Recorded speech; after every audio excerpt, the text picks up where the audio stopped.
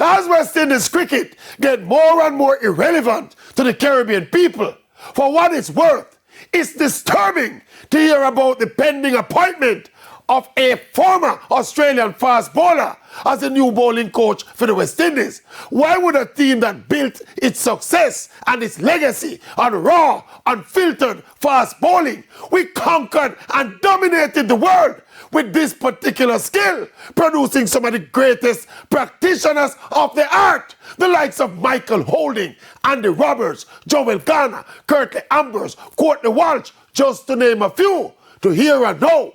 We're scampering to the enemy. We're running to our rivals. We're creeping to Australia for a journeyman fast bowler like Sean Tate, a man that was not even elite.